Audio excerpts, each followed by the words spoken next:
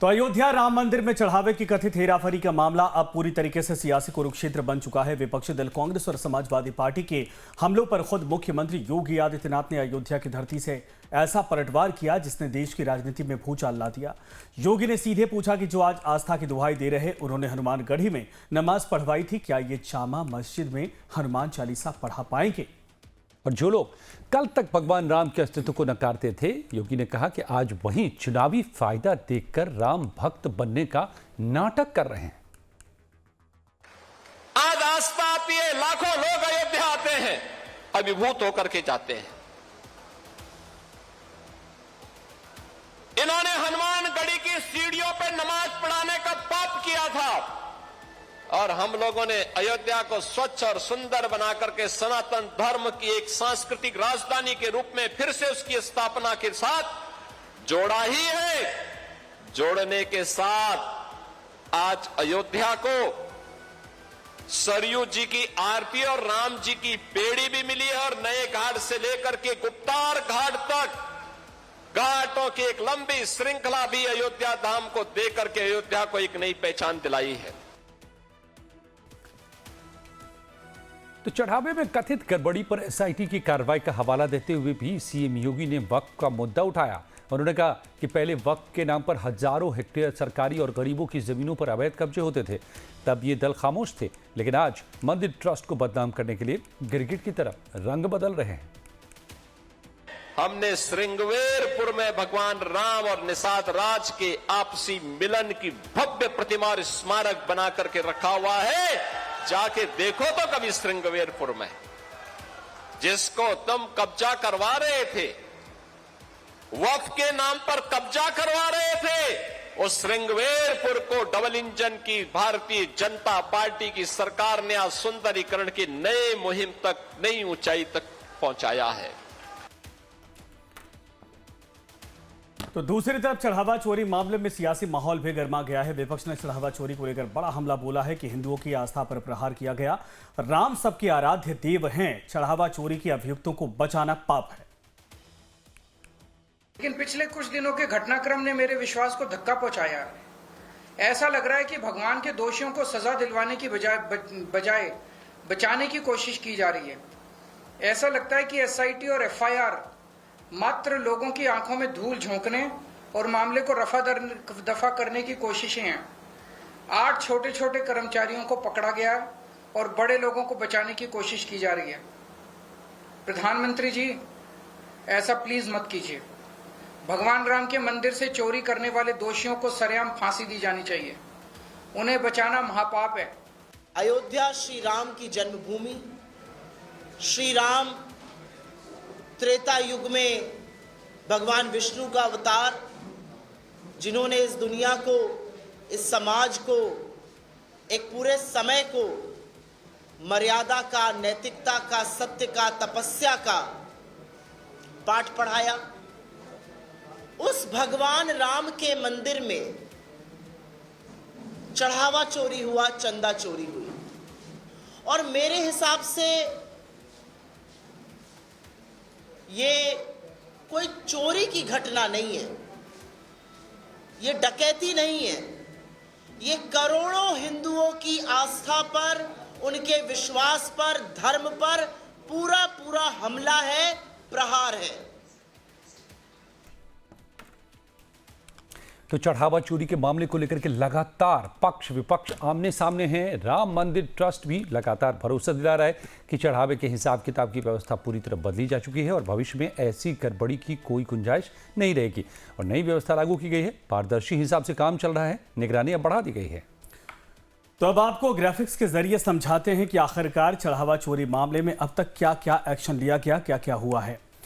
जो counting room था, counting room के भीतर चल रहा खेल जो सीसीटीवी कैमरों में कैद हुआ, इसके बाद पुलिस और जांच एजेंसियों ने साजिश में शामिल 8 लोगों को सलाखों के पीछे भेजा। आरोपियोों के मोबाइल से मिटाए गए व्हाट्सएप चैट का फॉरेंसिक टीम ने रिकवर किया इसको, जिससे बंटवारे के सारे राज खुले। चौतरफा दबाव और सबूत सामने आने के बाद श्री राम जन्मभूमि तीर्थ क्षेत्र ट्रस्ट ने औपचारिक एफआईआर दर्ज करवाई। यूपी सरकार ने मामले की गंभीरता को देखते हुए फौरन एसआईटी का गठन किया और जिसके बाद नैतिक जिम्मेदारी लेते हुए चंपत राय और डॉक्टर अनिल मिश्रा ने राम मंदिर ट्रस्ट से इस्तीफा दे दिया और फिर ट्रस्ट के कामकाज को पारदर्शी बनाने के लिए कृष्ण मोहन को तुरंत अंतरिम महासचिव की कमान सौंपी गई है। तो साफ है कि चढ़ावे के बहाने शुरू हुई ये जंग अब पूरी तरीके से सनातन बनाम तुष्टिकरण पर अटकती दिखाई दे रही है। तो फिर क्या इसको लेकर के जो आज सीएम योगी ने संजय बहुत बड़ा अटैक किया है विपक्षी दलों के ऊपर में, सीधे सीधे जो आरोप लगाए हैं कि जो लोग हनुमानगढ़ी में नमाज पढ़वा सकते हैं वो भला आज राम मंदिर पर हमें ज्ञान देने की कैसे कोशिश कर रहे हैं। हमारे साथ खास मेहमान इस पर जुड़ गए हैं। कपिल श्रीवास्तव साहब प्रवक्ता एसपी के हैं और बीजेपी के प्रवक्ता जुड़ रहे हैं हमारे साथ। लेकिन सबसे पहले कपिल श्रीवास्तव जी, आपसे सवाल, ये सीधा सीधा हमला योगी आदित्यनाथ का किसके ऊपर है ये मुझे बताने की जरूरत नहीं। आपकी आवाज, क्या आपकी आवाज आ रही है? कपीश जी अनम्यूट कर लें। जी आवाज अब मिल रही है, जरा बिल्कुल फिर से क्वेश्चन करना जी। योगी जी की बातों को सुना के रहे आपने कपीश जी, बड़ी दिलचस्प बातें उन्होंने कही है। कोई नई बात नहीं, योगी जी ने वही बात कही है जो उनके घिसा पिटारा गए। और सबसे बड़ी बात यह है कि उल्टा चोर कोतवाल को डांटे। और वो तो ये बात तो आप लोगों को कह रहे हैं कि उल्टा चोर कोतवाल को डांटे। जो लोग 2003 में नमाज पढ़वा रहे थे हनुमानगढ़ी में, आज वो कैसे अपने आप को राम भक्त के तौर पर यहां रख रहे हैं और राम भक्तों पर उंगली उठा रहे हैं। ये आप कह रहे हैं या योगी कह रहे हैं? योगी जी कह रहे हैं। तो योगी जी से कहिए ना कि एविडेंस पे बात करें। अगर आपके पीसीआर के पास वो कोई एविडेंस हो जिसमें 2003 या 2007 में जो भी पढ़वाया जा रहा हो, जरा एक क्लिप चला करके दिखाइए। झूठ के भी कोई पैर होते हैं क्या? वो तो राजनीति करके और पतली गली से निकल के अपना जो असली मुद्दा है उसको डाइवर्ट करना चाहते हैं। चंदा चोरी वो करें, चंदा लुटवाएं वो करें। 20 बार जा रहे हैं, आपके नाक के नीचे चोरी हो रही है। 5 तारीख की बरामदगी हो रही है, 18 दिन के बाद एफआईआर हो रहा है, उससे पहले एसआईटी हो रही है। 5 तारीख की बरामदगी को आप आगे कैसे दिखाओगे? जिन आपने चंदा के मजदूरों को अंदर किया है वो चंदा के मजदूर खाली नाम से हैं, पिता और पता गायब है। उनकी कोई बरामदगी जो है उनके एविडेंस के साथ नहीं की गई है। उनको पुलिस अभिरक्षा में नहीं लिया मांगा गया, न्यायिक अभिरक्षा से। तो आप सोचो कि ये तो चंदा के जो चोर मजदूर गए हैं उनके थ्रू वो बड़े बड़े चोर और मगरमच्छ और चौकीदार को भी बचा रहे हैं। इसमें तो पूरी की पूरी भारतीय जनता पार्टी, संघ और विश्व हिंदू परिषद का बहुत बड़ा हाथ है। अरे भाई ट्रस्ट आपने एविडेंस देखिए, आपने एविडेंस मांग दिया। ये तो अब योगी जी ने कहा है उनको एविडेंस देना चाहिए। बीजेपी के हमारे साथ हैं मेहमान, उनको एविडेंस, प्रशांत जी हैं, उनको एविडेंस देना चाहिए। लेकिन मुझे जो जानकारी इस वक्त निकल के आ रही है, मिल रही है, वो ये है कि हनुमानगढ़ी में 2003 नवंबर में रोज़ा इफ्तार का आयोजन किया गया था। ये आयोजन हनुमानगढ़ी में किया गया था। मुस्लिम पर्सनल लॉ बोर्ड के सदस्य मौलाना जफरयाब जिलानी और दूसरे मुस्लिम धर्मगुरुओं ने यहाँ पर किया था। और रमज़ान के दौरान यहाँ पर बाकायदा इफ्तार किया गया, नमाज पढ़ी गई और ये तमाम चीज़ें हुई थी। ये घटना तो घटी तो है, ये तो दर्ज है। कपीश जी, पहली बात यह है कि इससे समाजवादी पार्टी का क्या लेना देना? ये तो आप बताइए। के बाहर या आप हनुमानगढ़ी में कहीं रह रहे हो, आप गोली चलाने से लेकर के नमाज पढ़वाने तक हर जगह तो आप पर उंगलियां उठती हैं। किया जा रहा था। नहीं अजय भाई, देखिए, मैं सिर्फ इतना जानता हूं कि ये चंदा चोर, ये डकैत जो भगवान राम के नाम पर सत्ता में आए, जिन्होंने 29 साल तक भगवान राम को टेंट में रखा, मजबूर कर दिया, उस मूर्ति को भी गायब कर दिया जो प्रकट हुई थी। कहां है वो मूर्ति जिससे हमारी आस्थाएं जुड़ी हुई हैं? आप बताओ वो मूर्तियां कहां हैं? ये इनको बताना पड़ेगा कि वो मूर्तियां कहां हैं। तो सच्चाई इसी बात की है कि वो मूर्ति भी गायब है, शिलाएं भी गायब हैं, मूल रत्नों की भी चोरी हो चुकी है। और ये सब चौकीदार के इशारे पर हो रहा है। जो लोग लिखते थे ना कि हम भी चौकीदार, अरे चौकीदार नहीं, चोर हो, रहजन हो, लुटेरे हो, डकैत हो। भगवान राम के सहारे सत्ता की मलाई चाटी, उसके बाद राम रतन की लूट कर ली, और अब उस लूट से बचने के लिए वे एक नैरेटिव गढ़ रहे हैं देश की संजय, जनता कपीश जी तो समझती है। लगता नहीं है कि बताएं, योगी जी के सवालों का जवाब देंगे कि आपने नमाज क्यों पढ़वाया, आपने गोलियां क्यों चलवाई, वो इल्जाम ही लगा रहे हैं। तो फिलहाल जवाब लगता है कि बीजेपी से लेना पड़ेगा। अब बिल्कुल, और देखिए अब समाजवादी पार्टी तो इसको मानेगी नहीं, और चूंकि सीएम ने भी पूरा विपक्ष को घेरा है कि पूरे विपक्ष ने ये करवाया है और इस घटना का जिक्र भी अब किया जा रहा है, तो अब जब सपा पलटवार कर रही है अब मुख्यमंत्री के उस पर, तो बीजेपी की तरफ से क्या रिएक्शन है ये समझते हैं। प्रशांत जी, मेरी आवाज अगर आपको आ रही तो सर इसका जवाब दीजिए। कपिल जी तो कह रहे हैं कि किसने करवाया ये साफ बताया जाए, इससे समाजवादी पार्टी का क्या लेना देना है? देखिए, अभी आपने देखा भी समाजवादी पार्टी ने बोला कि कोई एविडेंस नहीं, कुछ करवाया नहीं गया। मैंने आपके कोऑर्डिनेटर को वीडियो भेजा है, मैंने वीडियो भेजा है 2003 का, जो कहाँ की है, फोरेंसिक है क्या? आपने जो वीडियो बनाया अरे भाई, है सुन अपने लीजिए, घर सुन के लीजिए। अंदर, जो आपने एडिट किया है, क्या आप एंकर महोदय का इस तरह डिबेट करवानी है तो मत करवाइए। फोरेंसिक हो चुकी है क्या? राजी नहीं चल रही है। क्या बात करते हैं आप? एंकर महोदय का इस तरह 2003 की घटना का 2026 अरे में भाई, जिक्र अगर क्यों हो रहा है? 10 साल से क्यों नहीं जिक्र हो रहा? ठीक है कपिल जी एक बार सुन तो लीजिए, इसके बाद आपको काउंटर करने का पूरा मौका मिलेगा सर, आप कह रहे हो काउंटर करने का मौका मिलेगा, लेकिन पहले पॉइंट ऑफ व्यू तो सुनिए। राम जी की चोरी से प्रशांत क्यों जी, बच रहे हो? बोलिए। क्या राम जी की चोरी, रतन की चोरी आपने नहीं की? आपके लोगों ने लूटा नहीं? प्रशांत जी बोलिए, अपनी बात रखिए। लेकिन की आवाज डाउन मंदिर के ऊपर अरे उन्होंने हेडफोन लगा रखा है, मुझे लग रहा है ज्यादा नहीं सुन पा रहे हैं वो हमारी बात। अगर आप इनकी इस तरह डिबेट नहीं करवा सकते एंकर महोदय, तो मैं डिबेट क्विट कर देता हूँ। नहीं ऐसे डिबेट नहीं हुई क्योंकि ये बोलने नहीं देंगे। एक सेकंड रुकिए, उनकी आवाज नहीं आ रही है। देखिए, ये डिबेट करने नहीं देंगे। प्रशांत जी, उनकी आवाज, हमारी आवाज शायद उनको नहीं जा पा रही है। आप बोलिए, आपकी बारी। जो सच्चाई है उसको स्वीकार कपीश भाई प्लीज, इनकी आवाज डाउन कर दिए तभी मैं बोलूंगा, अदरवाइज मैं क्विट कर देता हूं। कपीश जी एक सेकंड सर, 12 मिनट से सर लगातार आप ही बोलेंगे तो फिर दूसरे का मौका मिलेगा। कपीश जी एक सेकंड, अगर आपको ऑब्जेक्शन है किसी मसले पर, आपको दोबारा मौका जब दिया जाएगा बोल लीजिए सर। अगर उनके बारे में आप बोलेंगे तो फिर क्या डिबेट हम करेंगे और क्या चर्चा का मतलब निकलेगा? Please sir. प्रशांत जी, मुझे 2-3 मिनट कृपया समय दें और मुझे बीच में ना बोला जाए। मैं शांति से सुन रहा था। अगर इस तरह डिबेट करवानी आप ही की आवाज जाएगी। कपिल श्रीवास्तव जी बोलिए, बात पूरी कीजिए। प्रशांत जी हाँ, पहले इन्होंने कहा कि कोई प्रमाण नहीं, कुछ हुआ नहीं है। मैंने वीडियो भी आपको भेजा है, वहां पे हनुमानगढ़ी की सीढ़ियों पर नमाज करवाई मुलायम सिंह यादव जी के मुख्यमंत्री रहते हुए। समाजवादी पार्टी की सरकार तो निश्चित तौर पर उनकी कृपा से हुआ, उसके अलावा तो नहीं हुआ। फिर ये बार बार कहते कि हमने गोलियां नहीं चलवाई। मुलायम सिंह यादव जी जीवित रहते ही सन 2001 में उन्होंने पार्लियामेंट में बोला है कि मैंने बाबरी को शहीद होने से बचा लिया।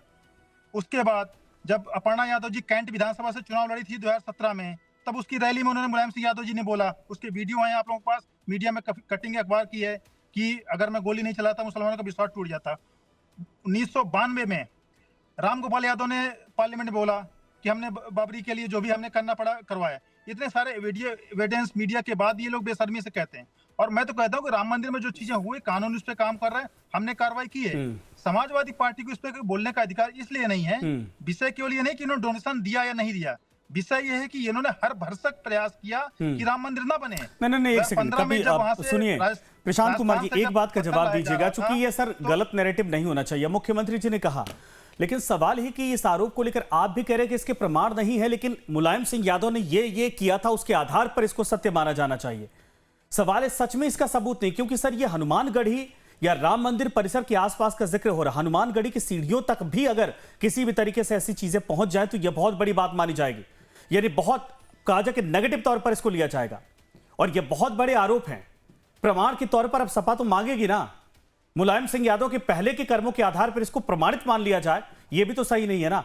अयोध्या में, राम मंदिर में, राम जन्मभूमि मंदिर में चंदा चोरी और उस पर लेकर सियासी घमासान लगातार छिड़ा है।